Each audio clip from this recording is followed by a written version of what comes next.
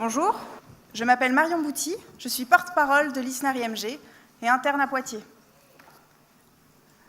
Primum non nocere. Ce dogme est inculqué à tous les étudiants en médecine. D'abord, ne pas nuire, certes, mais comment avoir un regard éclairé sur les informations médicales qui nous sont dispensées? Mon indépendance à moi, c'est quoi? Voici le thème de notre table ronde. Sans contaminer, hormones de croissance, thalidomide, Vioxx, Mediator. Ces dernières années, la confiance des patients envers le monde médical a été mise à mal par certains scandales. Le 1er janvier 2018 est entrée en vigueur l'obligation vaccinale pour 11 vaccins.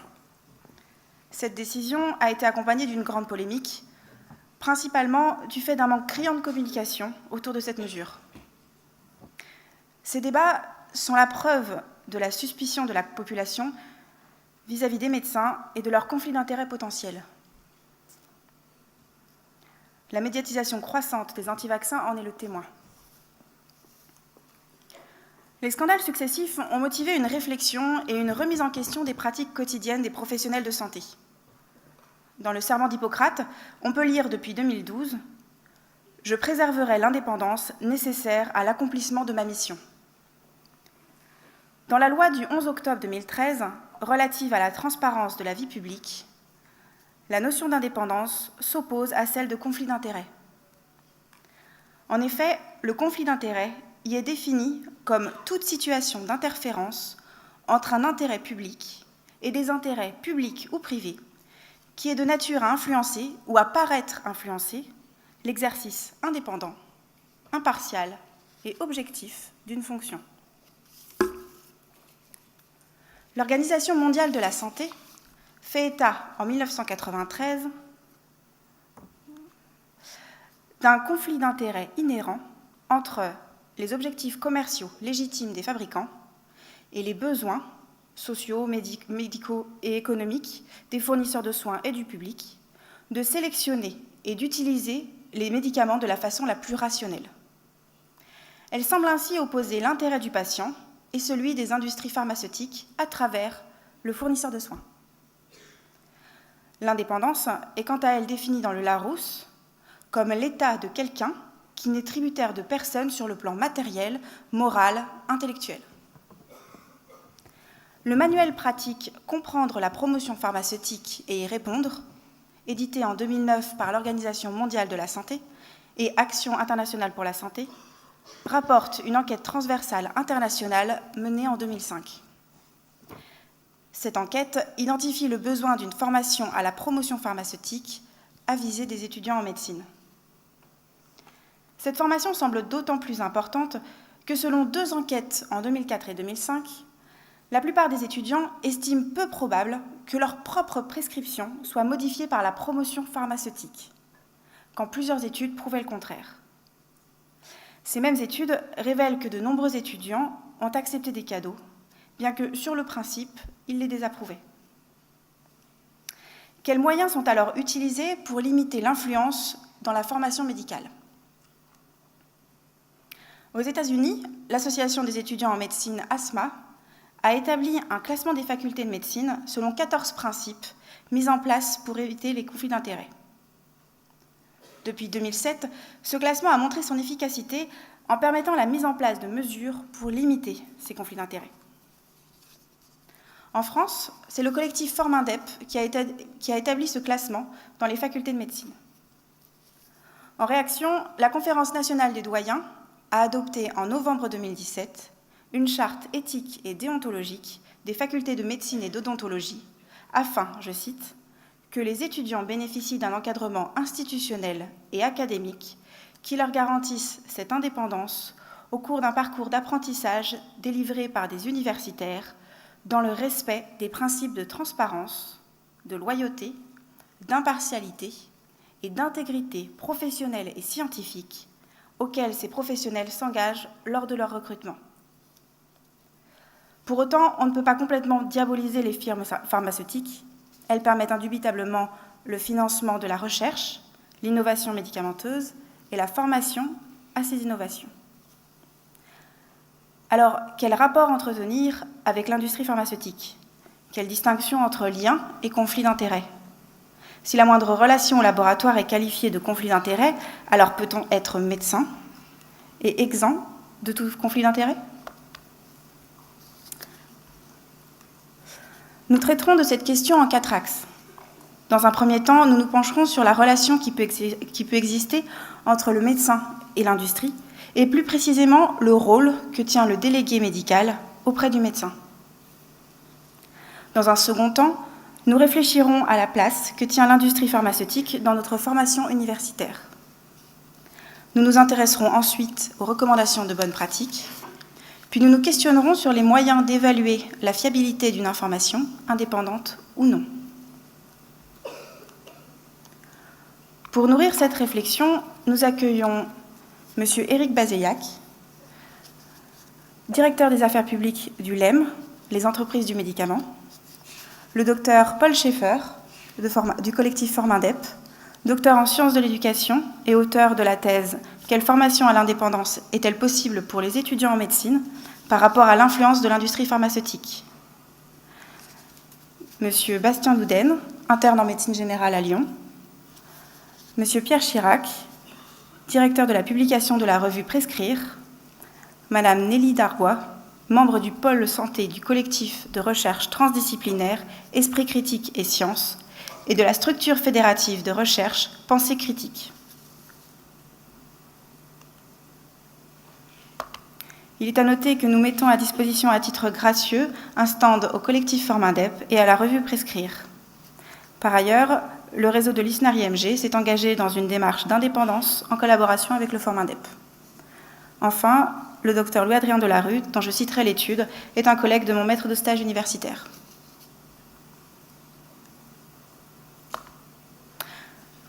Monsieur Éric Bazeillac, vous êtes directeur des affaires publiques du LEM, les entreprises du médicament.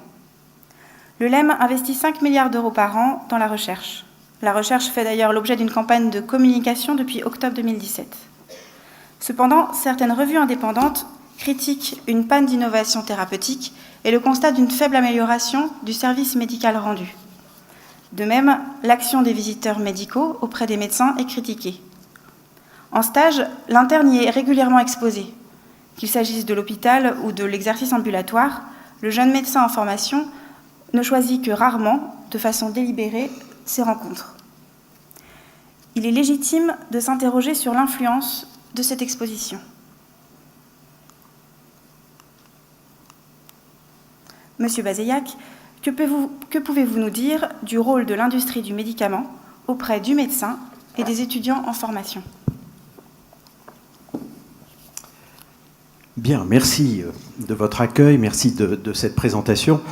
Je ne vais pas corriger des petites inexactitudes, mais qui sont tout à fait accessoires. J'ai quand même envie, parce que je pense que c'est utile pour comprendre mon propos, de vous préciser que je suis médecin. J'ai exercé pendant plus de 10 ans la médecine générale, dans un petit village des Hautes-Pyrénées. J'ai été médecin de campagne, donc pendant très longtemps, avant de très mal tourner, puisque j'ai rejoint effectivement l'industrie pharmaceutique, et aujourd'hui je suis directeur des affaires économiques, internationales et publiques du LEM, qui est le syndicat qui représente, non pas un labo, mais tous les labos. Voilà, en ce sens, j'ai plein de conflits d'intérêts, mais en ayant plein avec tout le monde, j'en ai peut-être avec personne, si ce n'est évidemment avec l'industrie pharmaceutique en tant que telle. Et je crois, et je vous en remercie, que c'est à ce titre que vous m'avez invité. Alors je voudrais peut-être lancer les bases de mon raisonnement, de mon propos, pendant une dizaine de minutes, je crois, qui nous est autorisé, avant évidemment de m'exposer à vos questions très volontiers sur chacun d'entre eux. D'abord vous dire que, avant de venir ici, j'ai regardé une statistique qui indiquait que 85%, je crois, des jeunes médecins ne reçoivent plus la visite médicale. Donc moi je pars de ce constat, je crois qu'il y a quelque chose qui est cassé, et je pense même définitivement cassé, dans le modèle d'interaction que l'industrie pharmaceutique a eu depuis toujours, depuis ces 20 dernières années, avec les médecins. Il faut en prendre acte. Je ne suis pas sûr d'ailleurs de le regretter. Mais la question que je me pose immédiatement après, c'est faut-il pour autant qu'il n'y ait plus du tout d'interaction entre l'industrie pharmaceutique et les médecins? Et là, moi, personnellement, je pense que ce serait folie, peut-être même dangereux, d'imaginer un monde où celui, vous l'avez rappelé, qui recherche, on n'est pas les seuls, hein, la recherche publique, ça existe aussi, tout ça est un continuum, mais qui développe, là on est pratiquement les seuls, et qui fabriquons, on est les seuls, les médicaments, couper ces gens-là du monde de ceux qui les utilisent, c'est aussi irresponsable que d'imaginer qu'Airbus ne parle plus aux pilotes d'Air France. Donc il y a quelque chose là sur lequel on aura probablement à échanger, mais pour moi, ce monde-là n'est pas acceptable. C'est le monde des murs. C'est le monde de Trump, quoi. Hein. Cacher ça, je ne veux pas voir, je monte des murs toujours plus haut. C'est pas ça le sujet. Le sujet, pour moi, c'est réinventer ce modèle d'interaction. Et je pense qu'il y a 3 étapes que nous devons faire ensemble, que j'invite à faire ensemble, si l'on veut effectivement reconstruire un modèle d'interaction, en partant de zéro peut-être. Le premier, ou la première étape, c'est de réfléchir ensemble à un cadre éthique, aux questions éthiques que pose le sujet de l'interaction entre l'industrie pharmaceutique et le médecin. Et je ne suis pas sûr que nous ayons passé suffisamment de temps, en tout cas ensemble, à nous poser ces questions-là. La deuxième étape, c'est, mais de quelles questions on parle?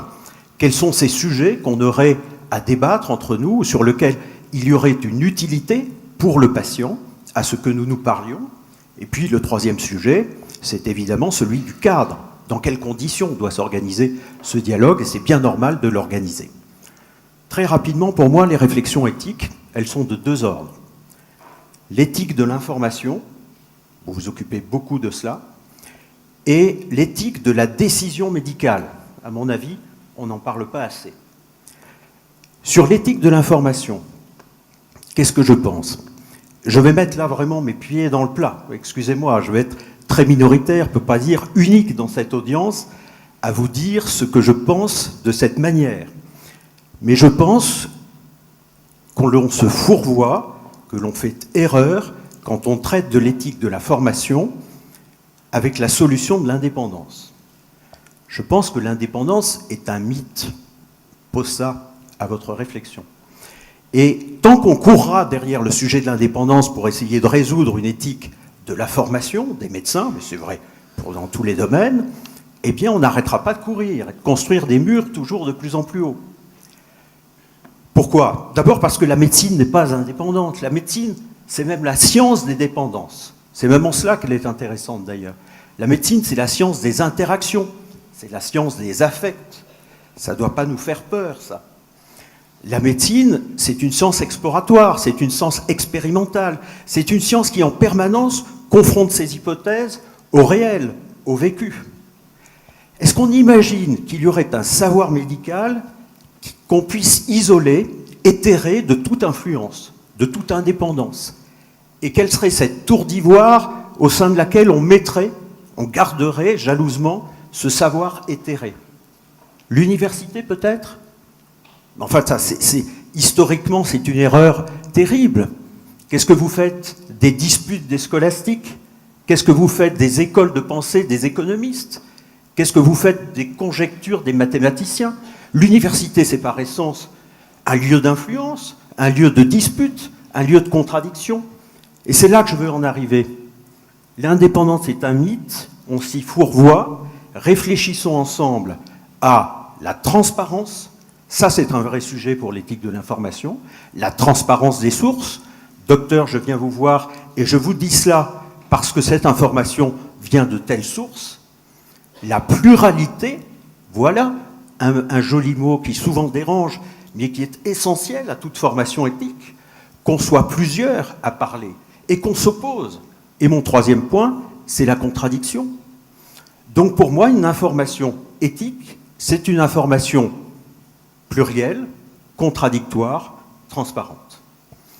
Ma deuxième question éthique, je dirais plus rapidement, c'est évidemment l'éthique de la décision médicale. C'est peut-être d'ailleurs la plus importante. C'est celle qui pose la question de ma décision en tant que médecin, en tant que prescripteur, est-elle à 100% orientée dans l'intérêt du patient? C'est ça le vrai sujet. Si le sirop typhon m'a été présenté par le laboratoire machin chose la veille, et que ce sirotifon est destiné à rendre service, à être utile à mon patient, c'est 100% de son intérêt, il ne faudrait pas que je prescrive le sirotifon. L'orientation, la motivation de la décision médicale, c'est la vraie question éthique. Et il y a plein de biais à cette décision médicale éthique. Un premier biais qui me vient à l'esprit n'est pas celui de la visite médicale. Vous savez quel est le premier biais qui biaise la décision d'un médecin vis-à-vis de cet objectif qu'elle soit 100% orientée dans l'intérêt de son patient? C'est son propre affect. Quand vous prescrivez un médicament à un patient anticancéreux et que vous venez de perdre votre conjoint du même cancer que vous avez vu souffrir dans les semaines qui précédaient, vous croyez vraiment que vous prenez une décision tout à fait rationnelle? Je ne suis pas même sûr que ce soit condamnable, cela, parce qu'on a le droit d'être influencé par ses propres expériences de vie. Mais vous voyez les biais décisionnels. L'idéologie, tiens, voilà un biais terrible, l'idéologie à la décision médicale. Je suis idéologiquement anti-vaccin. Ça ne va pas influencer ma décision de prescription, ma décision médicale? Est-ce que la visite médicale peut biaiser la décision médicale dans le sens qu'elle ne serait pas orientée dans 100% des cas dans l'intérêt du médecin? Peut-être. Mais moins sûrement que les exemples que je vous ai cités précédemment. Mais je veux bien le croire. J'ai toujours eu du mal, mais je suis biaisé moi-même, puisque j'étais médecin, à penser que le dîner que j'avais fait avec une visiteuse médicale la semaine d'avant avait influencé ma prescription au sens où j'aurais pu prescrire un médicament dont mon patient n'aurait pas besoin, simplement pour remercier la visiteuse médicale du dîner de l'avant-veille. Par contre, quand j'avais le choix entre 13 amoxicilline, là c'est peut-être une autre question. Et je vous rejoins. Et il faut regarder ça en face. Alors je conclus par ça. Réinventer ce nouveau modèle d'interaction, comment est-ce qu'on pourrait s'y prendre? D'abord, je vous ai dit, dialoguons ensemble sur ces questions éthiques. Je ne suis pas sûr qu'elles aient été bien posées. Pour moi, le sujet de l'indépendance ne doit pas être omniprésent et tout omnubilé. Il y a des questions éthiques, j'ai essayé de les faire émerger, qui me semblent de bien meilleure importance. Deuxièmement, réfléchissons sur les questions qui doivent être ce sujet du modèle d'interaction nouveau que j'appelle de mes voeux. J'ai quelques idées. Je pense d'abord que c'est vous, médecins, qu'il faut interroger sur qu'est-ce que vous attendez de l'industrie pharmaceutique en termes d'information. Ensuite, je pense qu'une information sur les produits innovants est absolument nécessaire, comme Airbus doit apprendre comment on pilote ses avions aux pilotes d'Air France. Je pense qu'une information sur le bon usage du médicament, c'est clé, et que la visite médicale pourrait apporter quelque chose de très grande qualité à ce sujet. Vous savez, la iatrogénie médicamenteuse, ça fait 14 000 morts par an. C'est une cause, au-delà d'un sujet, c'est une cause. Et dans 60% des cas, c'est probablement réversible. Voilà un très beau sujet d'interaction entre le médecin et le délégué médical. Et puis, dans le sens du médecin vers le délégué médical, la pharmacovigilance, essentielle, que vous voyez des gens du labo pour dire « votre truc, ça marche pas comme ça, j'ai été surpris par ». Ce sont des agents de remontée de pharmacovigilance, ça ne doit pas être les seuls, mais il est légitime qu'ils participent à ça. Et puis, l'impact de la vie réelle sur l'utilisation du médicament. Qui mieux placé que vous pour dire « ça ne correspond pas à ce que j'ai vu dans les études cliniques ?» Et c'est normal, une étude clinique, ce n'est pas la vraie vie. Et qui mieux placé que le délégué médical pour faire remonter ces informations au laboratoire? Donc voilà, j'en arrête là. Pardon de mon propos peut-être un peu long, mais j'ai voulu vraiment structurer les bases de ma modeste réflexion en toute indépendance. Merci. Je vous remercie. Nous l'avons vu, la conférence des doyens a rédigé une charte éthique et déontologique des facultés de médecine et d'odontologie, insistant sur la formation à l'indépendance,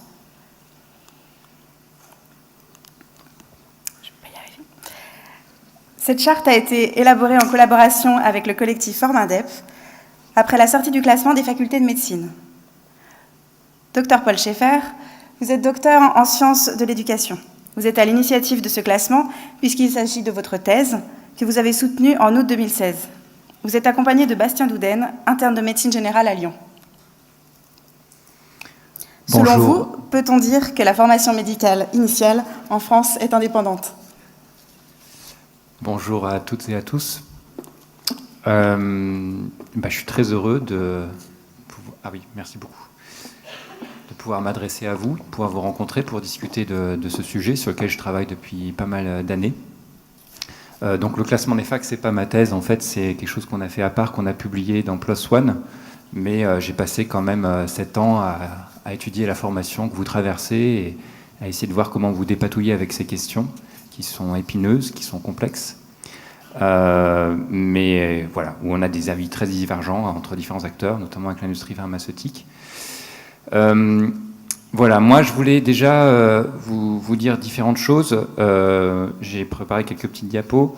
Je voulais commencer par une citation d'un médecin et historien américain qui s'appelle Jeremy Green, qui dit le plus grand risque dans la pratique de la médecine fondée sur les preuves consiste à traiter le corpus de connaissances médicales comme un réservoir nuancé de faits émergents de scientifiques consciencieux et circulant seulement à travers les circuits étanches des journaux revus par les pairs et la discussion éclairée.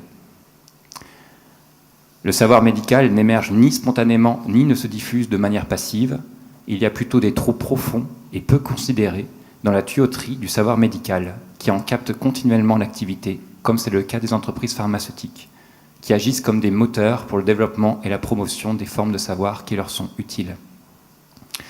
Donc ça, c'est une des conclusions de son livre qui a été édité par les presses universitaires de Johns Hopkins, après avoir étudié l'histoire des classes thérapeutiques des anti-hypertenseurs, antidiabétiques et anticholestérol, des traitements anticholestérol. Et pour lui, vous voyez, en gros, il essaie de nous mettre en garde avec l'idée de dire, bon, il y a des gens qui font de la science très poussée, qui publient dans des très grandes revues, donc ça doit être très sérieux, et puis en plus il y a des agences derrière qui vérifient ça, qui donnent des autorisations de mise sur le marché. En gros, voilà, il y a tout un système en lequel on peut avoir confiance, et on peut y aller, les médicaments sont quand même bien encadrés, ça devrait pouvoir tenir. Et malheureusement, c'est pas vraiment ce qu'on vérifie. Il y a beaucoup de scandales, et ces scandales-là ne sont pas des dysfonctionnements à la marge du système. Ils sont plutôt le reflet que le système, tel qu'il est conçu actuellement, dans le rapport de force qu'il y a entre des industries qui cherchent à maximiser leurs profits, ou par rapport à des acteurs comme les soignants, justement, qui essayent d'être dans l'intérêt plutôt du patient. Il y a une divergence qui ne va pas du tout dans le même sens, et pour l'instant la balance pèse largement en faveur de ceux qui cherchent à avoir de la rente et à faire des retours sur investissement pour les actionnaires. C'est comme ça, en tout cas, dans la société dans laquelle on vit. Les multinationales ont de plus en plus de pouvoir, vous le savez sans doute. Donc, les enjeux sont quand même de taille. Selon l'OMS, il y a environ 20 000 décès par an qui seraient évitables en France, liés à un mésusage du médicament, entre autres. C'est donc 6 fois les accidents de la route, en gros, pour donner un peu un ordre d'idée. 10 à 17 milliards d'économies par an qui pourraient être réalisées, avec aussi un meilleur usage à partir déjà de la science dont on dispose, des connaissances fiables, indépendantes, qui sont reconnues. Donc une marge de manœuvre quand même assez considérable. Si c'était réaffecté en termes d'emploi de soignants, je pense que les hôpitaux se porteraient mieux et que vous seriez moins surchargés dans les services. Et les médicaments sont pour différents observateurs, dont Richard Smith et Drummond Rennie, qui sont des rédacteurs en chef du British Medical Journal ou du JAMA, la 3e cause de mortalité dans le monde après le cancer et les maladies cardiovasculaires. Et j'en parlais, donc les scandales sont à répétition. Il y a des condamnations records maintenant aux États-Unis, on dépasse les 3 milliards de dollars. Donc pour avoir occulté des risques dans les études, pour des pratiques marketing qui promeuvent des prescriptions hors AMM qui sont jugées vraiment abusives, etc. Et ça, c'est à répétition. J'en ai mis que 2 ici, mais malheureusement, il y en a beaucoup. Vous le savez sans doute, en France, on n'est pas épargné. On n'a pas une frontière de la France comme pour Tchernobyl qui nous ferait qu'on serait les meilleurs et tout ça. Donc on a aussi le procès du Mediator qui va arriver en 2019. Vous avez donc la liste de la revue Prescrire des médicaments écartés. Cette année, il y en a 79. Donc vous voyez, il peut y avoir encore plein d'autres Mediators. Et le Mediator était aussi prescrit malheureusement par des médecins généralistes. Donc il y a des mises en garde dont il faut essayer de tenir compte et de tirer les leçons de tout ce qui se passe. Vous avez une anthropologue de la santé qui s'appelle Anne Vega, qui a fait des travaux remarquables, notamment sur les habitudes de prescription des médecins généralistes. Et au bout de son étude, elle a défini 3 profils de médecins généralistes: les gros prescripteurs, les moyens prescripteurs et les petits prescripteurs. Et sans surprise, malheureusement, les gros prescripteurs étaient ceux qui avaient le plus d'interaction avec l'industrie pharmaceutique. Les petits étaient ceux qui étaient le plus critiques, qui se posaient le plus de questions. Qui faisaient les choix les plus finalement raisonnables en termes par rapport aux données de la science fiables. Donc voilà, il y a une invitation aussi à se dire que qu'il y a tout plein de facteurs qui peuvent nous conduire à aller dans un sens ou dans l'autre. Et j'espère que ce congrès permettra de se poser les bonnes questions pour favoriser les meilleurs choix dans l'intérêt des patients et des vôtres aussi. Donc, par rapport à ça, qu'est-ce qu'on fait une fois qu'on a posé ça ? En gros, la réponse de la littérature, des gens qui se posent ces questions au niveau international, c'est de se dire que pendant 50 ans ou 60 ans, la plupart des médecins ont privilégié ce qu'ils appellent la stratégie du management. C'est-à-dire, justement, on discute, on essaye de trouver une solution, on fait des chartes, on fait des lois, on fait des choses comme ça, mais finalement qui ne sont pas respectées. La culture médicale reste la même, et finalement, les conflits d'intérêts restent un facteur de risque qui génère des scandales, comme on l'a vu. Et les médecins les plus concernés, et c'est aussi le cas de l'Institute of Medicine, par exemple, donc l'Académie de médecine américaine, qui a fait un très gros rapport en 2009 sur les conflits d'intérêts dans la recherche, le soin et la formation médicale. Ils en viennent plutôt à promouvoir ce qu'ils appellent la stratégie du désinvestissement, en disant que les relations sont trop étroites, les médecins sont trop dépendants de l'industrie pharmaceutique en termes de savoir, justement, par rapport à tout ce que je vous ai dit dans cette tuyauterie, parce qu'en plus, évidemment, l'industrie fait du lobby par rapport aux politiques, ils sont très présents dans la presse, dans les revues médicales, enfin, ils sont un peu partout. Donc, le rapport de force est trop défavorable et il faut essayer de créer des espaces d'émancipation, d'autonomisation pour se réapproprier son savoir et aller dans le sens de meilleurs choix. Et donc, ça va vers... c'est important, je pense, c'est la stratégie à avoir en tête, parce que l'idée, c'est pas d'être le plus pur du pur. L'indépendance, on n'y arrivera jamais. On est toujours dépendant d'une source d'information. Mais, comme le disait le poète René Char, l'idéal, on ne l'atteint jamais, mais il nous guide comme une lanterne. Donc, c'est-à-dire que c'est quelque chose qu'on essaye de promouvoir au plus pour rester dans cette exigence de valeur qu'on doit avoir pour les patients qui sont en face de nous et qui sont en demandeur de soins, pour pas que le Mediator ou le Vioxx se reproduisent malheureusement. Primum non nocere, comme on disait en introduction. Donc ça, c'est par rapport à la formation, et je vous invite à aller rencontrer, à participer aux rencontres Prescrire, à venir au Forum Indep, à aller au groupe Princeps qui travaille sur la surmédicalisation, le surdiagnostic, surtraitement, tous ces espaces-là où des médecins, des patients, des citoyens se posent des questions, s'encouragent pour aller dans ce sens-là, parce que c'est pas facile, je sais très bien, vu la pression que vous avez sur les épaules dans les services et tout ça, que c'est pas évident, mais c'est sans doute nécessaire. Pour vraiment favoriser cette culture-là. Et d'ailleurs, ça me fait penser que le promoteur du rapport de l'Institute of Medicine dont je parlais tout à l'heure, il disait qu'il est temps qu'il y ait un changement culturel qui se passe par rapport à tout ça, par rapport aux pratiques qui ont été faites pendant des décennies. Vraiment, là, c'est plus tenable. Et je pense que ce colloque, ce congrès, en est la preuve que les jeunes générations peuvent se poser des questions, peuvent faire des choix différents et incarner une autre médecine.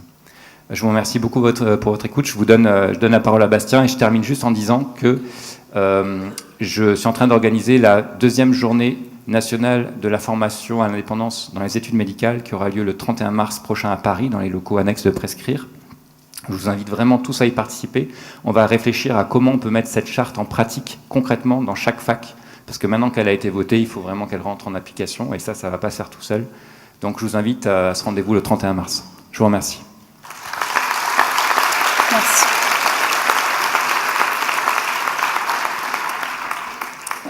Merci à Paul déjà de m'avoir proposé de venir sur cette table ronde. Alors, je me présente, je m'appelle Bastien, je suis interne en dernier semestre de médecine générale.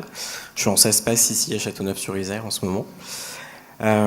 J'ai été invité pour partager une expérience parmi d'autres qui existent. C'est où dans la pratique, on essaye de limiter justement une influence sur laquelle on n'a pas d'emprise, qui est celle de l'industrie pharmaceutique.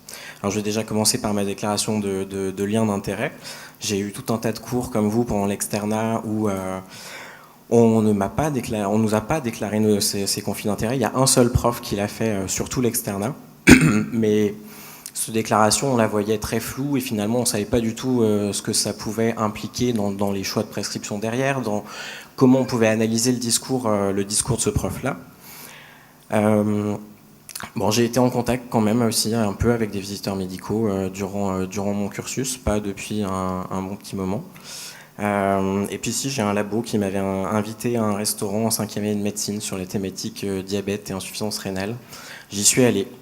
Et je me suis surtout aperçu que ça ne m'avait pas servi à grand chose, à part d'avoir le nom d'un médicament qui revenait sans cesse en lumière dans cette situation-là. Je me suis dit non, j'ai pas envie de ça, j'ai pas envie de devoir faire le tri de l'information derrière quand elle vient de sources qui me semblent pas suffisamment fiables.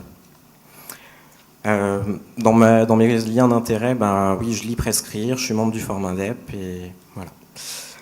Je voudrais dire que je suis quand même assez agréablement surpris de la tournure que cette question-là prend, parce que je suis venu à l'ISNAR il y a 4 ans, et il y avait encore des laboratoires, avec des informations qui étaient globalement biaisées, où finalement l'objectif c'était surtout de surprescrire, de prescrire plus, et pas forcément de prescrire de manière très adaptée. Voilà, je voudrais remercier aussi la Troupe du Rire qui a édité ce petit livret que vous avez sans doute vu dans les facs de médecine et qui a un intérêt certain pour prendre conscience de certaines questions. Donc finalement, pourquoi garder son indépendance vis-à-vis de l'industrie pharmaceutique sans vouloir la diaboliser, parce que forcément on est amené à travailler ensemble. Je voulais vous parler des arguments qui m'avaient amené à me pencher sur cette question. Donc j'ai été dans l'associatif de la solidarité internationale pendant mes études. Vous connaissez des associations comme EMACI, comme Ebisol à Paris 7, comme Solem, comme ACT à Lyon. Et en rencontrant les plus anciens, ils faisaient aussi ce constat, c'est que l'industrie pharmaceutique a, dans son budget total, on dépense environ une dizaine de pourcents des sommes totales pour la recherche et le développement de nouveaux médicaments. Et le budget marketing à côté, alors le marketing, vous ne le trouverez pas sur le site du LEM, c'est un mot qui a été complètement banni, mais d'après les sources, c'est entre 20 et 30%. Donc ça concerne aussi bien le salaire des visiteurs médicaux que les publicités pour certains médicaments qui s'adressent directement à des patients, notamment dans certains pays comme les États-Unis, la Nouvelle-Zélande. C'est pas autorisé en France, mais voilà, c'est des sommes qui sont absolument pharaoniques. Donc il y a forcément un retour sur investissement derrière. Donc ça, c'est vraiment l'argument qui a fait que je me suis posé des questions là-dessus. Ce que je voulais aborder aussi, c'est qu'on croit toujours qu'on peut être indépendant, qu'on peut écouter le discours, qu'on peut faire des recherches avec des documents qui sont issus de l'industrie et se dire non, mais ça ne me touche pas, de toute façon je vais prescrire de manière très raisonnée. Sauf qu'il y a une autre étude qui demande en gros si vous pensez que les autres médecins ou les autres internes sont influencés, la question est oui en grande majorité, et quand il s'agit de soi, on a tendance à répondre non. Ça, c'est un biais cognitif qui est très utilisé et que les psychologues appellent l'illusion de l'unique invulnérabilité. On pense que uniquement nous sommes invulnérables, mais par contre tous les autres le sont, bien sûr. Voilà. Après, on a parlé de l'innovation. Pierre Chirac va peut-être en reparler, mais l'innovation, ces 10 dernières années, elle est quasi nulle. Si vous regardez toutes les dernières ASMR distribuées par la Haute Autorité de Santé, donc les améliorations du service médical rendu, elle est environ de 1% des ASMR 1. Tout le reste, c'est des médicaments, c'est une amélioration qui est quand même très faible de molécules préexistantes, voire pas d'amélioration du tout. Et la pilule Prescrire, la pilule d'or Prescrire, qui a eu lieu jeudi, ça fait plusieurs années qu'elle n'a pas du tout donné cette pilule à des innovations thérapeutiques intéressantes. Ou alors pour des maladies très rares qui touchent quasiment personne. Alors partant de ce constat, on fait quoi ? parce que c'est bien beau de dire que l'industrie est méchante, mais il y a des possibilités. Il y a des possibilités pour mieux prescrire, il y a des possibilités au sein des DMG. Il y a des DMG qui sont très impliqués justement dans cette question de l'industrie, de l'indépendance vis-à-vis de l'industrie pharmaceutique. Donc c'est des espaces de parole aussi. Il y a certains de nos pairs qui pensent de cette manière-là aussi. Et si on fait ce choix-là, on peut trouver du soutien auprès d'eux aussi. Par exemple, si vous adhérez si vous abonnez à Prescrire, vous pouvez faire le test de lecture qui valide des FMC pour la fac. Ça, c'est un point déjà qui existe. Je vais vous demander de conclure, s'il vous plaît. Oui. Dans les stages aussi, on voit que notre formation est très basée sur le mimétisme vis-à-vis de nos pairs, où on a tendance à reproduire des schémas qui font que on prescrit plus aussi. On est formé à l'hôpital où la visite médicale est beaucoup plus présente et où on nous inculque ça aussi.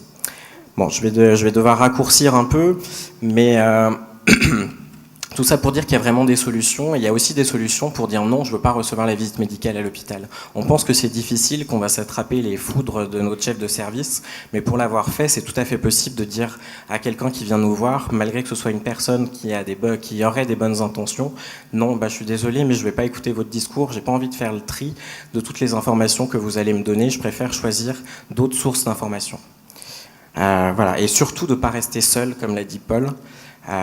Si dans un service avec vos co-internes, vous décidez de ne pas aller au repas financé par le labo, ou même si vos chefs interviennent, c'est possible de le faire. C'est possible en discutant, pas en restant forcément dans son coin, et de le faire à plusieurs. Si on est seul, c'est un combat qui est perdu d'avance.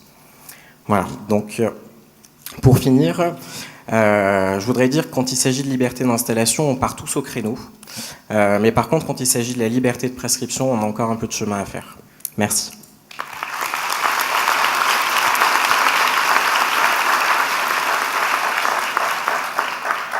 Je vous remercie. Les étudiants en médecine et les médecins, dans le cadre d'une formation continue indispensable à leur exercice, recherchent des sources fiables pour leur pratique. Les recommandations de bonne pratique jouissent de cette réputation.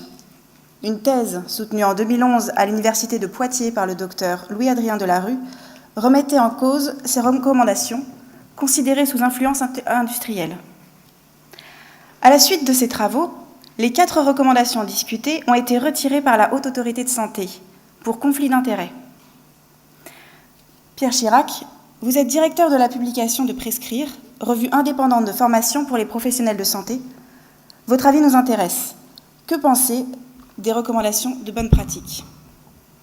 Merci beaucoup. J'aurais besoin de bravo vraiment à l'ISNAR IMG.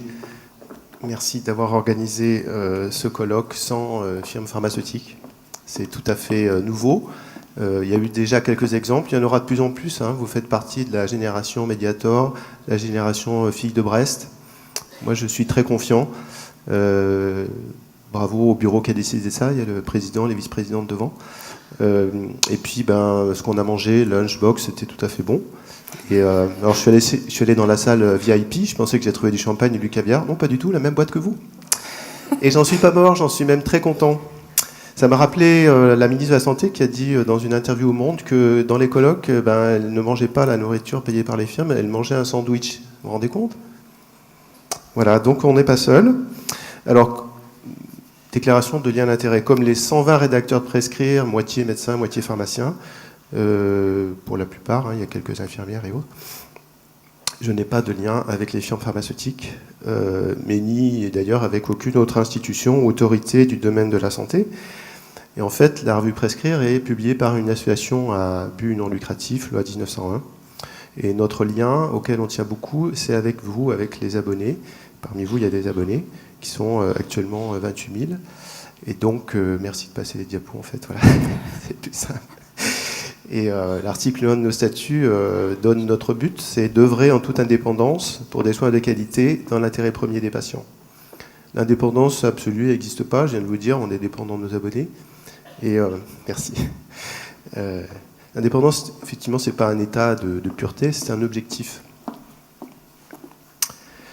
Voilà. Et donc, pour comprendre un peu ce qui se passe dans le domaine de la santé et du médicament, c'est important d'avoir une analyse sociologique, politique de jeu de rôle. Monsieur Bazillac a dit qu'il a été médecin. Oui, mais il travaille pour l'industrie pharmaceutique. C'est pas exactement pareil. Un médecin généraliste et un médecin qui travaille dans l'industrie pharmaceutique, c'est pas vrai, c'est pas la même chose. Ce qui est important, c'est de savoir où on travaille, pour qui on travaille. Donc, dans le domaine de la santé, ce qu'il y a au centre, partout, en fait, c'est les patients et son entourage. Des fois, l'entourage est très important. Il y a les soignants, vous, nous, ici, une partie sont soignants, les autorités de santé, alors agence du médicament, française, européenne, la haute autorité de santé, le ministère de la Santé, il y a les payeurs. En France, il y a un payeur essentiellement public, dans d'autres pays, ça va être des assureurs privés. Il y a les mutuelles, voilà, qui produisent des informations, et les firmes. Ce qui est important, en fait, c'est de ne pas tout mélanger. Voilà. Et quand on parle, par exemple, de liens, de partenariat, de travailler avec, toujours savoir c'est qui, avec qui on travaille. Voilà. Pas tout mélanger, savoir notre rôle principal. Donc, je vous ai dit, nous, l'assurance me prescrire dans l'intérêt premier des patients, ce qui, normalement, est aussi le but des soignants. Pas de doute là-dessus. Et toujours se poser la question des liens d'intérêt des soignants, parce que de toute façon, on en a. On en a de toutes sortes. Déjà, par exemple, le mode de financement. Comment sont rémunérés les pharmaciens, comment sont rémunérés les médecins libéraux. Il y a des conflits d'intérêts, de dire à un patient, revenez me voir dans un mois. Voilà, il faut se poser ce genre de questions, évidemment, vous la posez. C'était très bien de démarrer par, premièrement, ne pas nuire. C'est ça notre premier boulot. Les patients, ils font confiance aux médecins, aux pharmaciens, aux soignants en général. La première chose à faire, c'est de ne pas leur nuire.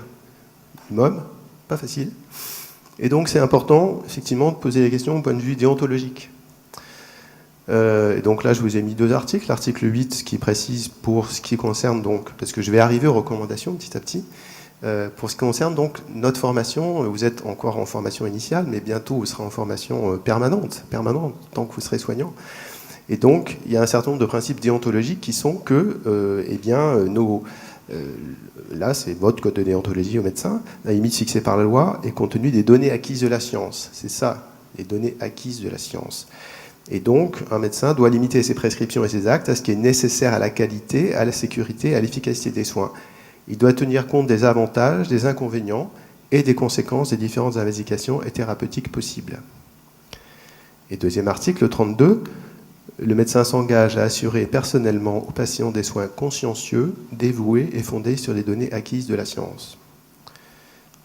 Donc, elles sont où, ces données acquises de la science? Donc, attention, parce que là, les médicaments sont des produits de santé, ce sont des produits industrialisés, et donc il y a beaucoup d'argent. Le marché mondial du médicament, il est de l'ordre pratiquement de 1000 milliards de dollars aujourd'hui. Les plus grosses firmes, c'est des dizaines de milliards de dollars. Voilà, quand vous voyez un représentant de firme, c'est une personne extrêmement sympathique, qui connaît très bien, petit à petit, plus vous la voyez, plus elle saura de choses sur vous. Elle saura vous demander des nouvelles de vos enfants, en connaissant son prénom, le sport qu'il pratique. Voilà. Mais en fait, derrière, il y a des milliards de dollars. Donc attention, dans le domaine du médicament, l'information est sous influence. Qu'est-ce qu'on a comme information sur les médicaments? La seule information qui soit pertinente pour les patients, c'est une information clinique. Ce n'est pas une information sur les animaux, ce n'est pas une information sur les mécanismes d'action. C'est qu'est-ce que ce médicament il fait chez des personnes, des malades qui sont à peu près comme le malade qui vient vous voir. Eh bien, ces informations proviennent d'essais cliniques qui ont été réalisés avant l'autorisation de mise sur le marché, et puis après des essais qui ont été faits après l'AMM, et puis d'autres études, la pharmacovigilance, etc.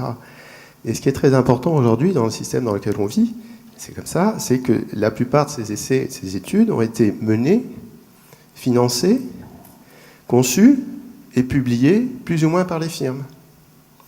Donc c'est pas la peine de recevoir des visiteurs médicaux pour être dépendant des firmes pharmaceutiques. De toute façon, même si vous ne rencontrez pas de visiteurs médicaux, il faut savoir que l'information qui va vous arriver, elle est plus ou moins, de toute façon, influencée par les firmes. Donc aujourd'hui, l'information sur les médicaments, il y en a énormément. En fait, il y en a trop, parce qu'en particulier, il y a trop d'informations non fiables, qui sont biaisées dans l'intérêt des firmes. C'est absolument normal, puisque c'est elles qui ont conçu, financé, publié, etc. ces données. Elles ont un intérêt, quand elles veulent une autorisation de mise sur le marché, c'est la question de la survie, du développement de ces firmes, du chiffre d'affaires. Donc c'est important. Le fait de se voir refuser une autorisation de mise sur le marché, c'est pas bon pour les labos. Donc, et comme c'est basé sur de l'information, on comprend bien que de toute façon, les firmes sont dans un conflit d'intérêts elles-mêmes. Voilà. Et l'intérêt des firmes, ce qu'il faut comprendre quand on voit les 4 acteurs là, c'est que c'est pas forcément celui du patient. Il ne faut jamais oublier ça. Donc il faut trier l'information. Il faut élaborer des questions par rapport à sa pratique et essayer donc de trouver des sources qui nous paraissent fiables. Et il ne faut pas avoir peur de jeter, il y a des informations qui sont à jeter, et ne jamais oublier les questions pour lesquelles on n'a pas de réponse. En médecine générale, il y a beaucoup de questions pour lesquelles il n'y a pas de réponse. C'est comme ça. C'est la santé. Les gens sont compliqués. Voilà, des fois, on n'a pas de réponse. Donc, il faut toujours se poser 3 questions simples. Qui a financé pour une information, un document que vous avez? Qui a élaboré le document et pourquoi? Et selon quelle méthode? Donc, je vais accélérer un petit peu. Alors, dans cet ensemble d'informations dont je dis que c'est fortement influencé par les firmes, on l'a vu, M. Baziac l'a dit, il y a déjà pas mal de médecins généralistes, en particulier les jeunes, qui ne reçoivent pas la visite médicale. Bon, donc, il y a déjà un niveau de sensibilité forte à cette question. Et donc, il y a une tendance, une appétence à aller chercher des choses qui ont l'air plus solides, qui sont les recommandations. Ces recommandations de bonne pratique, peu importe comment on les appelle, elles sont a priori utiles aux patients parce qu'il est important pour les patients que les soignants ne dévient pas trop de bonnes pratiques médicales. Ça, c'est clair. Donc, il y a une légitimité médicale qui est importante. Pas question de jeter le mistigris sur le principe des recommandations. Ces recommandations, elles sont aussi utiles non seulement aux patients, mais à la société, parce qu'il est important pour la société que les soignants ne gaspillent pas des ressources collectives. C'est de l'argent en France, c'est de l'argent collectif, c'est de l'argent public. Donc il faut ne pas gaspiller. Donc il y a une légitimité économique et sociale également aux recommandations. Cela étant dit, justement pour répondre, à partir du moment où on voit que les soignants font confiance beaucoup à ces recommandations, eh bien ces recommandations, elles n'ont pas le droit d'être mal faites, elles n'ont pas le droit d'être contaminées par des conflits d'intérêts. Donc, il est absolument indispensable qu'elles soient le plus fiables et le plus solides possible. Il faut qu'elles précisent les niveaux de preuve, qu'elles soient argumentées, sans conflit d'intérêts, et qu'elles laissent la place quand même à des exceptions dans l'intérêt des patients. Parce qu'il y a toujours, c'est la courbe de Gauss, il y a toujours quelques pourcents des gens qui ne sont pas comme les autres, qui sont même très éloignés. Donc, leur appliquer à eux une règle générale, ce n'est pas forcément toujours une bonne idée. Pardon, je suis un peu remis. Voilà. Dans votre pratique, dans la pratique des soignants, il faut se méfier des recommandations presse-bouton. C'est rassurant, on a une recommandation faite par une haute autorité, voilà, argument d'autorité, pof. Pensez qu'on va être quitte parce que c'est une recommandation comme ça et qu'on appuie sur un bouton. Non. Pour les soignants, c'est pas bon. Pour les patients, c'est pas bon. Il faut toujours comprendre ce qu'on fait. Donc, dans les recommandations, où sont les argumentaires? La haute autorité de santé, elle a plusieurs niveaux de documentation. Ne vous limitez pas au résumé, aux choses les plus courtes. Il faut toujours aller voir qu'est-ce qu'il y a derrière.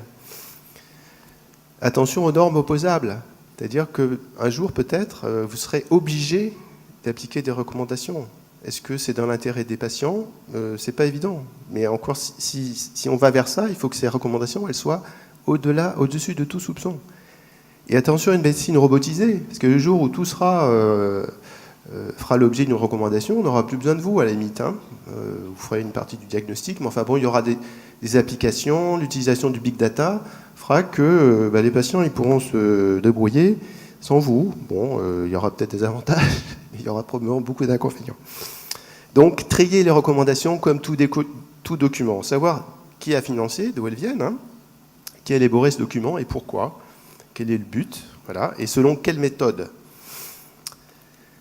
Donc nous, à Prescrire, on a évalué les recommandations de la HAS depuis fort longtemps, en particulier sur la question de la méthode. Donc ça, c'est un article qu'on a publié dans le numéro de janvier, c'est nos 10 ans de pratique dans le domaine.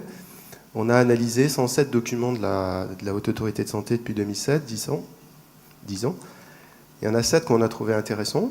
On a recommandé aux soignants, nos lecteurs, nos abonnés. 21 acceptables, il y avait quelques défauts. 57 qui, à notre avis, ne servaient à rien, parce que voilà, ça ne servait à rien, inutile. Et 23 pas d'accord, vraiment, on pensait que c'est une mauvaise idée que les soignants appliquent ce genre de recommandations. Si on prend les fameuses fiches mémo, hein, les fiches de pratique clinique, donc là on en a analysé 13 depuis un an. Il y en a 4 qu'on a déconseillées sur 13 parce que la recherche documentaire était visiblement insuffisante, ils n'ont pas fait le tour de la question. Il y en a une qu'on a déconseillée en raison de conflit d'intérêts, celle sur l'hypertension artérielle. Le format DEP en a fait abroger par le Conseil d'État en 2011. Et probablement, là aussi, il y a des actions en cours sur celle-ci. Et 4 pas d'accord parce que la balance bénéfice-risque de ce qui était proposé vraiment correspondait pas à nos analyses. On n'est pas les seuls à dire ça. Ça a été repris par Hervé Maisonneuve, qui a un blog très intéressant. Hervé Maisonneuve, il a été directeur d'une agence qui était avant la Haute Autorité de Santé. Il a aussi travaillé pour les firmes pharmaceutiques dans le développement clinique et après dans la formation continue chez Pfizer. C'est une personne dont les avis sont importants, bien étayés. Je trouve qu'on a tout à fait raison. Voilà. Donc, mais ce n'est pas seulement le problème de la Haute Autorité de Santé. Hein. Les sociétés dites savantes, d'ailleurs, pas mal de recommandations sont sous-traitées par la HS à des sociétés savantes. La plupart ont des liens d'intérêt avec les firmes. C'est le cas très clairement pour la recommandation sur l'hypertension artérielle. Ce n'est pas un problème français. Ça existe dans tous les pays. Les recommandations de l'Organisation mondiale de la santé, notamment aussi dans l'hypertension, sont critiquables. La société professionnelle internationale, etc. À preuve, cet article sorti ce mois-ci dans le JAMA, le journal de l'Association médicale états-unienne, qui fait le tour de la question et qui montre les enjeux pour limiter les liens de conflit d'intérêts dans les guidelines. Donc, pour conclure, voilà, parler des patients, hein, c'est ça qui nous réunit, c'est le but de votre métier, c'est ce merveilleux métier qui est celui de la médecine générale, médecin de premier recours. Dans l'intérêt des patients, les soignants doivent trier leurs sources d'information et de formation, développer leur esprit critique, c'est vraiment indispensable, hein, pas de presse-bouton, se méfier de l'argument d'autorité, garder son indépendance, enfin développer, renforcer son indépendance, être capable d'expliquer sur quelles données on base ses décisions. Voilà, l'Institute of Medicine aux États-Unis avait dit, en pratique, par rapport vos relations avec les firmes, n'ayez comme comportement que ceux que vous pourriez dévoiler à vos patients. Voilà, c'est le critère. M. Badillac a dit qu'il se formait, quand il était médecin, avec des dîners avec une visiteuse médicale. Est-ce qu'on peut dire ça à ses patients? Je me suis formé en dînant hier avec une visiteuse médicale. Bon, c'est pas sûr. Ah, ben vous avez dit ça. Voilà. Donc, si. Voilà. Donc les recommandations ne sont pas toutes un solide reflet des données acquises de la science. C'est ça qui est important. Hein. C'est pas toujours le bon reflet. Parfois en raison de conflits d'intérêts, c'est vrai, il y a quelques exemples. Plus souvent parce que, malgré une apparence séduisante, ces recommandations s'avèrent mal faites. La question est mal posée, la recherche documentaire est incomplète, le groupe d'élaboration n'est pas le bon, c'est-à-dire on va avoir que des spécialistes alors que ça concerne la médecine générale, alors que ça concerne les pharmaciens d'officine et les infirmières. Souvent, c'est mal fait. Voilà.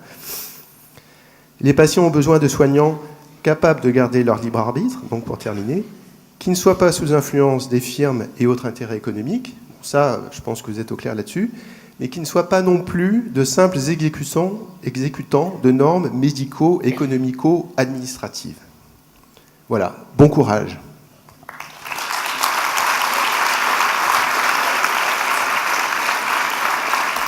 Je vous remercie.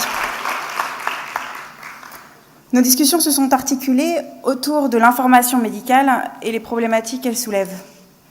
Nous prenons conscience qu'il est important de conserver un esprit critique. Nelly Darbois, vous êtes membre du pôle santé du Cortex, le collectif de recherche transdisciplinaire Esprit critique et sciences et de la structure fédérative de recherche Pensée critique. Vous animez à la faculté de Grenoble un atelier dans le cadre d'une unité d'enseignement santé et autodéfense intellectuelle. Au-delà de son caractère indépendant, comment peut-on s'assurer de la fiabilité d'une information que l'on reçoit, et particulièrement dans le domaine médical? Merci. Je suis aussi ravie, comme mes collègues, qu'un congrès d'internes en médecine générale ait choisi de se pencher sur cette thématique. Donc pour ma part, je fais partie donc, du Cortex. C'est un collectif qui rassemble des enseignants d'origines disciplinaires différentes. Ça va du champ de la santé aux sciences politiques, à l'histoire, la biologie. Et on a pour point commun de tous et toutes enseigné dans notre origine disciplinaire ce qu'on appelle un objet qu'on appelle la pensée critique, l'esprit critique ou encore l'autodéfense intellectuelle. Alors qu'est-ce qu'on fait quand on enseigne ça ? On enseigne tout simplement les outils qui sont importants de mobiliser quand on veut s'assurer de la véracité d'une affirmation, notamment dans le champ de la santé. Une expression courante pour dire ça, c'est essayer de distinguer le bon grain de livret et d'exiger des preuves de qualité quand on nous affirme quelque chose.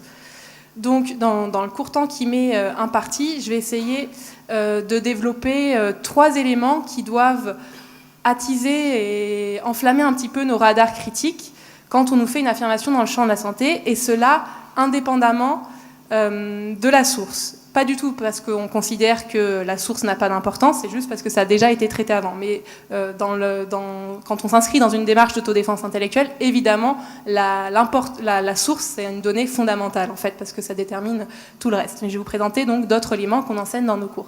Et vous avez sûrement déjà entendu parler.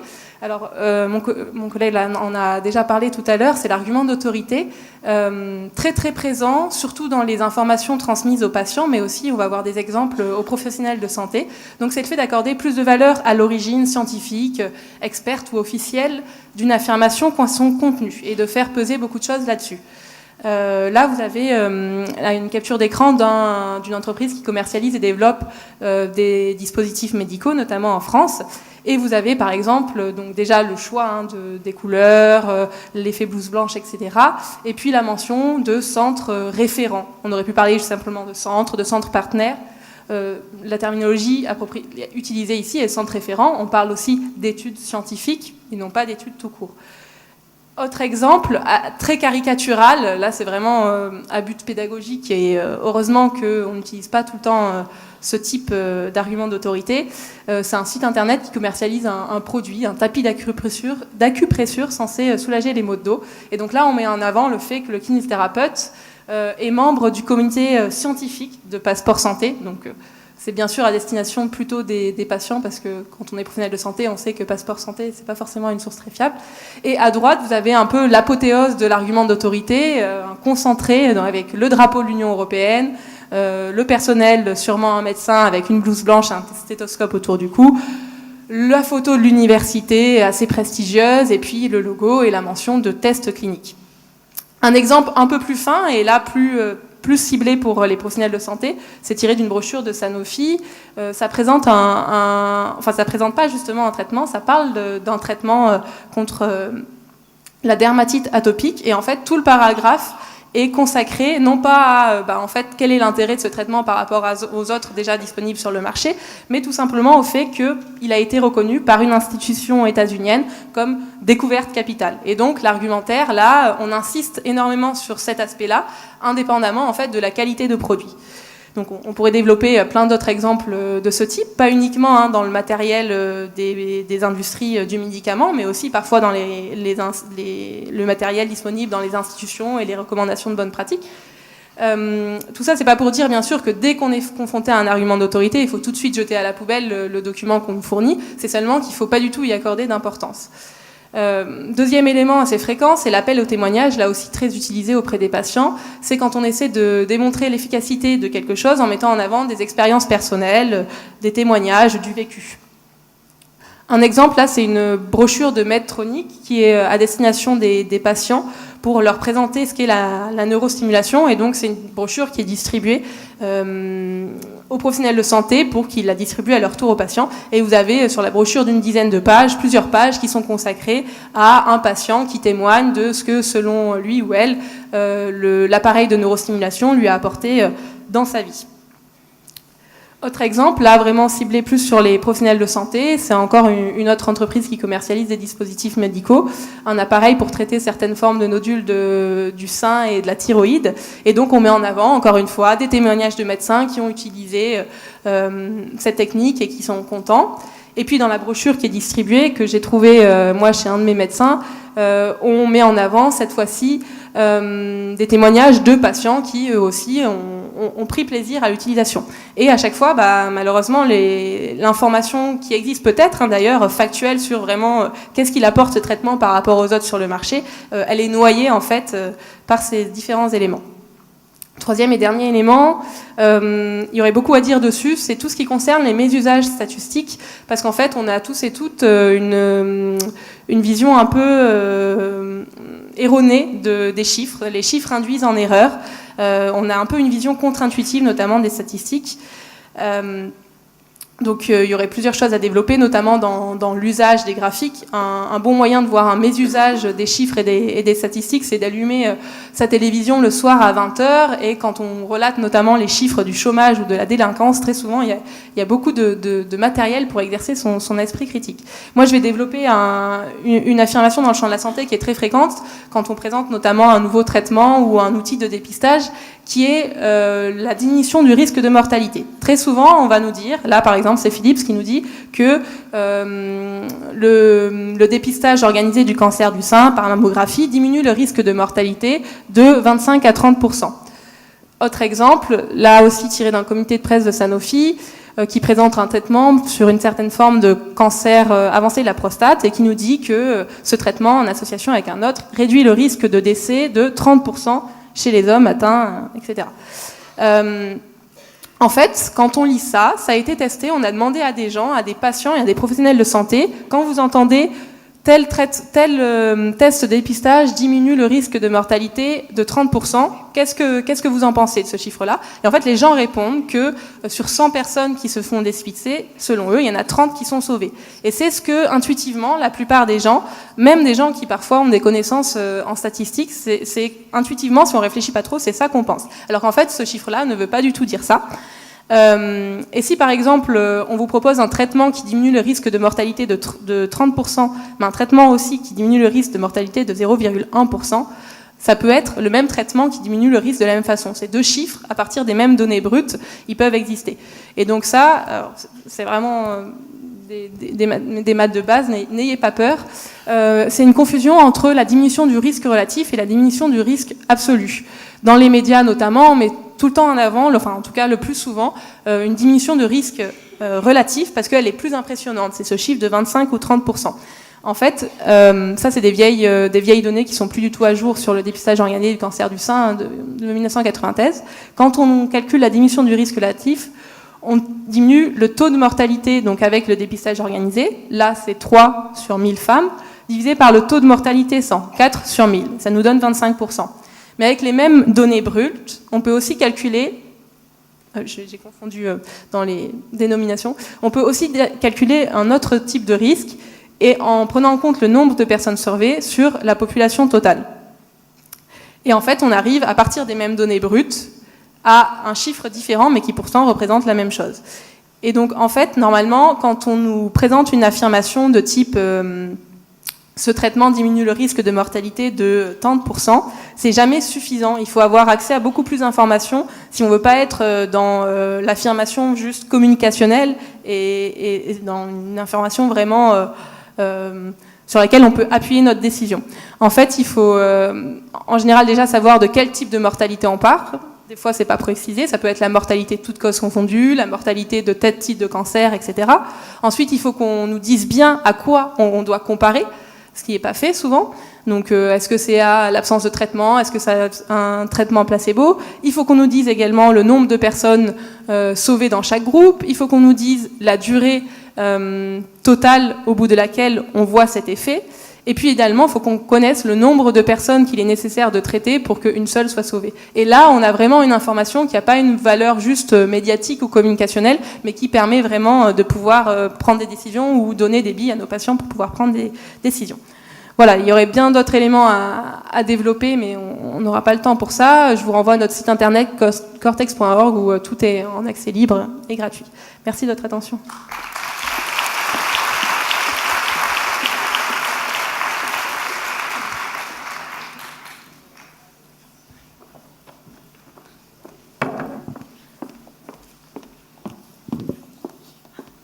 Je vous remercie. La formation continue doit être une remise en question permanente de nos acquis. Mais il est nécessaire également de questionner nos sources. La démocratisation des informations et la suspicion des patients quant aux médicaments qui en découlent doivent motiver un mouvement d'autodéfense intellectuelle et surtout le développement d'un esprit critique. Maintenant, c'est vers vous que je me tourne. Vous sentez-vous indépendant ?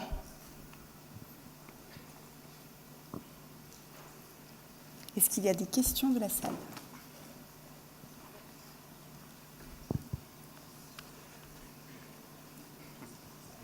Ah, il y a une question devant, là, monsieur. Et après, il y a des questions là-bas. Allez-y. Bonjour, je suis jeune remplaçante. Je vais poser une question qui est un peu à l'inverse des exposés qui ont été faits, mais qui est la question de comment permettre à nos patients d'avoir confiance au traitement qu'on leur donne. Parce que nous, effectivement, on se pose la question de l'indépendance, de notre propre indépendance vis-à-vis de nos prescriptions. Mais les patients, eux, ils sont actuellement dans un schéma de défiance vis-à-vis des traitements qu'on leur propose, vis-à-vis des firmes pharmaceutiques, vis-à-vis du soin en général. Et je trouve qu'il est, dans notre exercice, très difficile de leur redonner cette confiance. Est-ce que vos différents intervenants ont des pistes là-dessus? Monsieur Bazaillac ?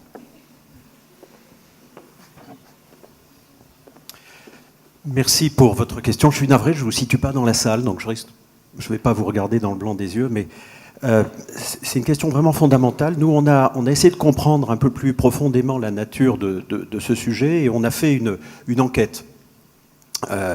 Et cette enquête, elle nous montre qu'en fait, 85% des Français ont confiance dans le médicament, je crois que c'était 84% exactement, mais, et là je vais nourrir tout un débat, 54% seulement avaient confiance dans l'industrie pharmaceutique. Donc il y a une dichotomie.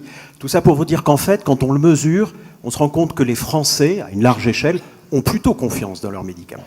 Mais ceci dit, vous posez une vraie question. Mon point de vue personnel, c'est que la confiance, elle est véhiculée énormément par celui qui interfère avec elle pour lui prescrire ou pour lui dispenser ce médicament. On voit le rôle important que peut jouer le pharmacien dans la relation de confiance, le médecin. Moi, je pense que pour regagner de la confiance, il faut parler avec le patient, il faut lui exposer ouvertement les avantages et les risques. Je suis très sensible aux propos de la dernière intervenante lorsque vous soulignez le biais des chiffres et des présentations statistiques, c'est absolument terrible.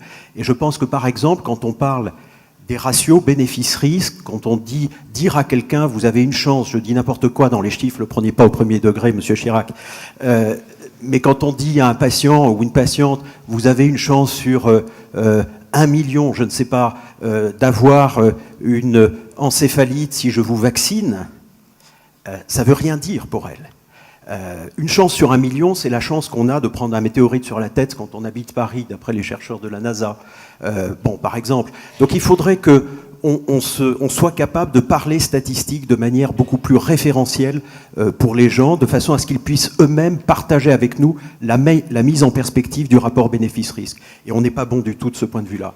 Et quand on dit, par exemple, vous avez une chance sur 1 million de faire une encéphalite, si les chiffres ne sont pas vrais, ce que je vous dis, je ne les connais pas évidemment, mais en proportion, c'est le principe du raisonnement que je veux dire, de faire une encéphalite si je vous vaccine, il faudrait qu'on soit capable de rajouter après, mais si je ne vous vaccine pas et que vous attrapez la rougeole, vous aurez à ce moment-là une chance sur 100 000, avec les vrais chiffres. Je pense qu'on n'est pas assez explicite sur le rapport bénéfice-risque, d'une manière intelligible par nos patients, pour qu'ils puissent réellement partager avec nous le contrat moral que représente la prise d'un traitement en adhésion.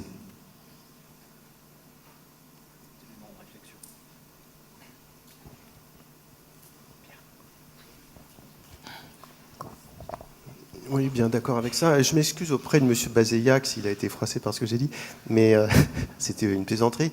Par contre, ce qui est vrai, c'est que les repas ont une influence extraordinaire. Alors bien sûr, c'est pas aussi simple de dire je vais prescrire pour faire plaisir. C'est pour remercier, c'est beaucoup plus compliqué que ça.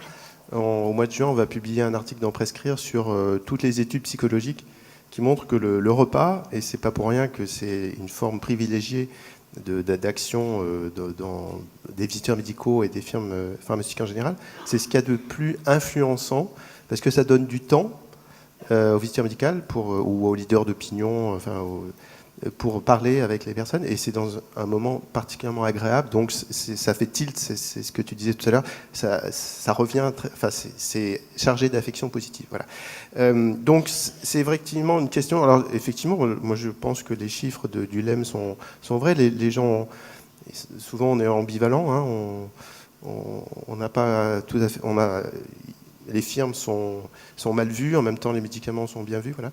Il y a un vrai problème avec les vaccins.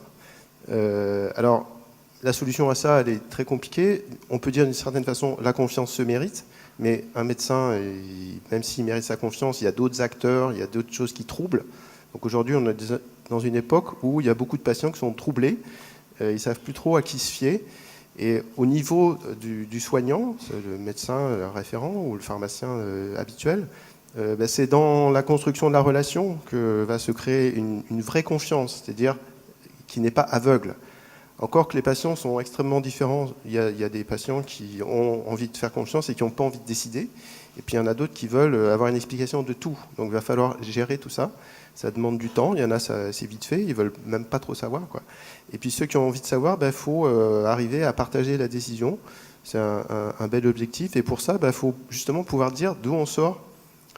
Ça doc. Et la chose qui est... Je terminerai là-dessus. Je crois qu'il ne faut pas avoir peur de dire je ne sais pas. Voilà, je ne sais pas parce qu'on ne sait pas. C'est pas moi qui ne sais pas. Et dire aujourd'hui, il n'y a pas d'éléments. En médecine générale, c'est quand même souvent le cas. C'est-à-dire il n'y a pas les essais, les questions n'ont pas été posées, il n'y a pas eu de recherche là-dessus. On ne sait pas. Voilà. Alors il y a des patients qui vont avoir horreur de ça. Il faut arriver à les repérer avant pour qu'ils ne s'enfuient pas de chez vous. Mais il y en a qui peuvent supporter ça.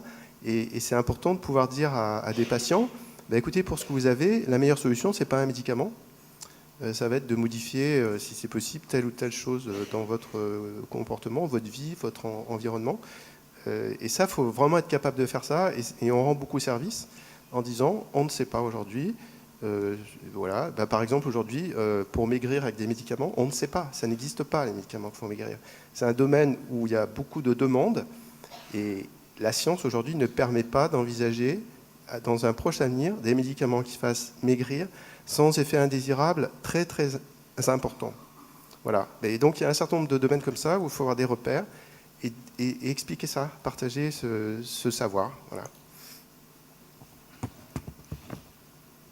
Il y avait une autre question. On avait une autre question ici.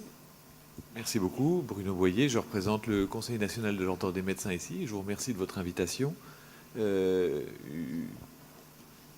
Un remerciement, une remarque et une question, si vous voulez bien. Un remerciement pour avoir organisé ce congrès sans sponsoring de l'industrie du médicament. C'est effectivement, mais je mets mes pieds dans les pas des prédécesseurs, c'est effectivement assez novateur et extrêmement souhaitable. Je ne doute pas un instant que vous serez suivi par beaucoup. Et puis merci beaucoup d'avoir organisé cette table ronde sur un vrai sujet. Une remarque. Monsieur Chirac, notamment, a cité quelques articles du Code de déontologie médicale, je le remercie. Je vais en rajouter un, peut-être à l'intention de mon confrère, le docteur Bazeillac. C'est l'article 5 du Code de déontologie qui installe l'indépendance professionnelle comme un pilier de l'exercice médical, au même titre que le secret professionnel, l'information du patient ou le recueil de son consentement. Un pilier. Et puis une question, peut-être pour vous, Marion, qui nous avait parlé... du guide OMS, Association internationale médicale. Il a été édité il y a maintenant une dizaine d'années. Je crois savoir qu'il n'a pas été réédité ni retraduit, faute de financement. Est-ce qu'on a une idée sur les raisons pour lesquelles ce financement n'a pas été reconduit? J'en ai une, mais je vous laisse répondre. Non, c'est ça, c'est une question rhétorique. Donc, non, j'ai pas de version officielle sur la raison d'une non-réédition du guide.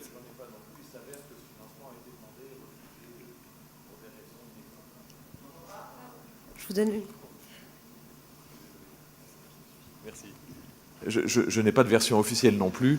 Il semble toutefois que ce financement a été plusieurs fois redemandé, puisqu'une version actualisée serait disponible à la traduction, et que ce financement a été refusé d'une manière qui n'a pas été justifiée et qu'on ne s'explique pas très bien. Allez-y. Oui, je rebondis juste pour donner un complément d'information. En fait, Health Action International, qui a donc coédité ce premier rapport, aurait bien aimé poursuivre, mais en effet, ça n'a pas été évident.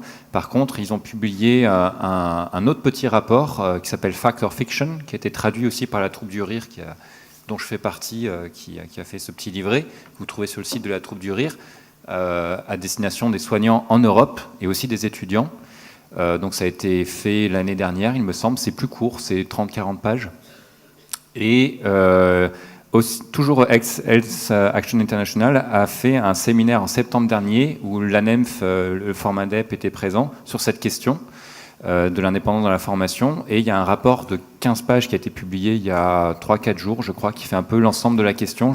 C'est vraiment un très bon rapport, très synthétique. Et l'action de la France qui s'est passée avec l'ANEMF, avec le classement des facs, avec la charte, est donc écrit en anglais. Et c'est un rapport qui est en train de se diffuser du coup, à l'échelle internationale. Donc l'action de la France est saluée et les autres pays sont invités à essayer de s'inspirer de ça. Donc voilà, ici il se passe des choses et peut-être ça va inspirer d'autres pays.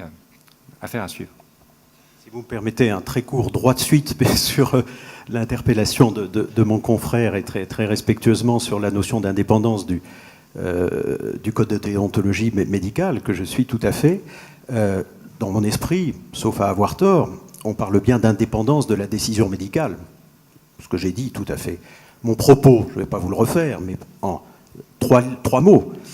Ce dont je parlais, c'est d'une décision médicale indépendante qui peut parfaitement se forger à la source de plusieurs informations, fussent ces informations provenir de sources qui elles-mêmes ne sont pas indépendantes parce qu'elles ne seront jamais. Et ce qui permet de faire ça, c'est un très joli mot, c'est l'esprit critique. Je crois qu'on avait une question dans le fond. Attendez, il y a une dernière intervention. Juste rebondir pour bien insister que effectivement, il y a plein d'outils qu'on peut appliquer d'esprit critique, mais j'ai bien insisté au début de mon intervention pour dire que l'outil de l'indépendance, il est vraiment fondamental et c'est pas juste une question en fait d'opinion qu'on a nous sur le sujet. En fait, c'est factuel et en fait, on a vraiment des données pour dire que quand on est face à une affirmation de santé, même si on est par exemple formé au mésusage statistique, etc., juste le fait d'avoir des liens d'intérêt financiers, par exemple, ça va pouvoir biaiser notre jugement. Même chose pour le financement des études cliniques. On sait que même si les études sont très bien conduites méthodologiquement avec des chercheurs très bons, publiés dans des revues à comité de lecture, quand elles sont financées par les industries, dans beaucoup de domaines, on a des données pour dire qu'elles sont plus souvent favorables aux produits commercialisés par les industries. Ouais, c'était juste pour... On va prendre juste une dernière question parce qu'on est un peu pressé par le temps.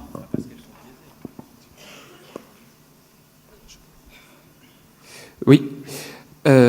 Concernant l'indépendance, on a parlé donc de l'information des internes et des médecins.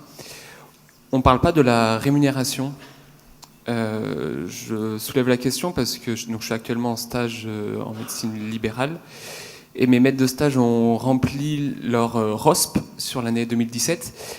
Et ça pose beaucoup de questions parce que concrètement, dans la pratique quotidienne, les médecins sont surchargés. La moyenne nationale des revenus sur les ROSP est de 7 000 € par an, ce qui peut couvrir en partie les frais, par exemple, d'une secrétaire. Et quand on remplit les ROSP ou quand au quotidien on s'attache à les respecter, on est très loin d'appliquer un esprit critique et scientifique. Voilà.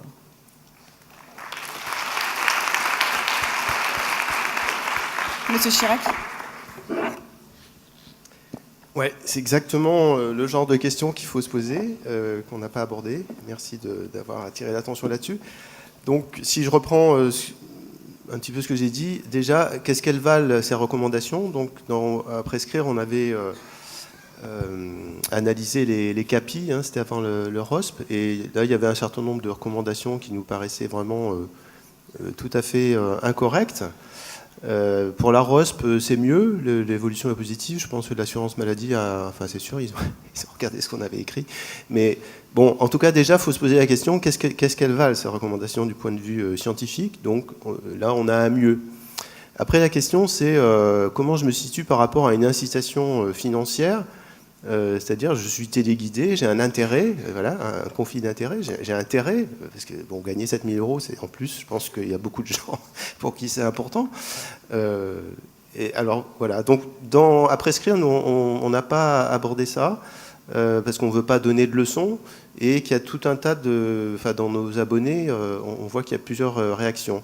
Il y en a qui refusent absolument, hein, c'est la politique du syndicat de la médecine générale, avec la revue pratique, enfin non, il n'y a plus de lien maintenant entre les deux, mais qui refusent absolument de toucher de l'argent de l'assurance maladie. Bon, c'est tout à fait respectable, c'est difficile, c'est marginal aujourd'hui probablement, mais en tout cas, c'est une attitude possible.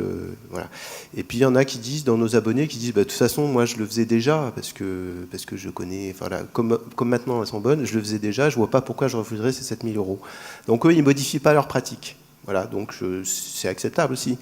La question, c'est de savoir justement, c'est de toujours garder l'esprit clair, de savoir pourquoi je les respecte. Je les respecte parce que je les respectais avant, donc en fait, j'y fais même pas attention et je regarde même pas. Voilà, je le fais et je reçois l'argent sans le faire exprès. Voilà. Bon. Par contre, faut se méfier, c'est ce que j'ai dit tout à l'heure. Attention à une médecine à des normes opposables. Les normes, elles vont pas être obligatoires, elles risquent. Enfin, il y en a qui vont devenir obligatoires de plus en plus, hein, accréditation, recertification.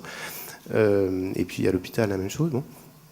Mais les incitations financières, je pense qu'effectivement, ça mérite de développer, enfin que vous en reparliez à l'avenir, parce que là, je pense que les professions, l'ordre, etc., il y a quelque chose à réfléchir et il y a quelque chose à imaginer collectivement parce que l'indépendance, c'est individuel, mais c'est aussi collectif. Comment les soignants ils s'organisent pour garder une indépendance par rapport aux autres acteurs qui sont les firmes, l'assurance maladie, la haute autorité. C'est important. Et Prescrire, en fait, correspond à une manifestation de ça. C'est-à-dire, il y a des soignants qui se sont dit, nous, on fait une revue de soignants pour des soignants. Voilà. Mais il y a d'autres façons de le faire. Hein. Mais en tout cas, c'est très important que dans les professions, il y ait des gens qui raisonnent au niveau de l'indépendance de leur ensemble par rapport à toujours ces patients-là, qui doivent être toujours notre horizon principal. Ouais, tu vois, c'est là où j'ai envie de rajouter un propos derrière celui de Pierre, et moi je ne veux pas du tout défendre la HAS, la Haute Autorité de Santé dans ce débat. Je trouve au contraire très bien que des groupes organisés de citoyens s'érigent en critique de ce que fait une haute autorité indépendante qui a une légitimité démocratique, j'allais dire, parce qu'elle est issue d'un pouvoir exécutif, qu'elle a été mise en place tout à fait légitimement et légalement pour être une haute autorité indépendante expertale. Qu'il y ait des citoyens qui la regardent faire, qui la regardent vivre, qui la critiquent, ça je trouve extrêmement sain. Là où je commence à m'inquiéter d'un point de vue démocratique, et uniquement d'un point de vue démocratique, c'est lorsque ces citoyens critiques deviennent eux-mêmes, peut-être même à leur insu, autorité. Quand celui qui critique le référentiel devient lui-même référentiel. Parce qu'à ce moment-là, la question démocratique de la légitimité se repose. Et là, pardon de le dire pour mettre des mots précis sur les choses, quand Prescrire fait sa propre évaluation, c'est très très bien, parce que ça amène effectivement un autre regard, ça permet d'engager un dialogue critique. Mais si d'aventure Prescrire devenait la référence, simplement parce qu'elle est critique à l'égard d'une haute autorité, que ça fait plutôt chic de critiquer ce qui est effectivement posé comme une autorité, là, il y a quelque chose de plus inquiétant au plan purement de la légitimité démocratique. Et je peux penser que ce genre de dérive arrive. Et là, moi, si c'est le cas, je vais m'ériger en critique de la critique et en leur disant « Ah oui, vous êtes vraiment transparent ? Expliquez-moi comment vous fonctionnez. » Ah oui, vos critères, on les connaît, mais la composition de ceux qui ont pris la décision, pas très claire. C'est à l'ours. Hein ? Oui. C'est à l'ours de Donc c'est là où je vous rassure tout de suite, ça ne sera jamais obligatoire de s'abonner à Prescrire. C'est là ça sera jamais où obligatoire. on va te poser les questions un abonnement que payant. tu poses toi-même. Vous le savez, c'est cher. C'est là où on va te poser les questions que tu poses toi-même. Et attention au jeu de l'arroseur. C'est sur le site et on publie nos comptes Mais attention, tous les ans dans le numéro de mars. Attention à la dérive intellectuelle, hein, on connaît bien ça, ça devient politiquement correct, etc. Et encore une fois, c'est pas volontaire. Hein, je ne dénonce pas une situation volontaire. On va s'arrêter là, on est un petit peu pressé par le temps.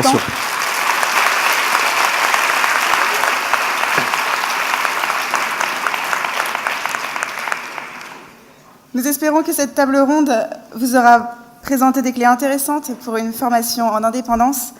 Alors, en quittant cet amphithéâtre, peut-être que cet adage ancestral revisité résonnera en vous. Je prescris, donc je pense. Je remercie les intervenants. Je remercie Charlotte Cala, chargée de mission statut de l'interne et interne à Nancy, et Maxence Piton, président de l'ISNAR IMG et interne à Clermont-Ferrand, pour leur collaboration dans la préparation de cette table ronde.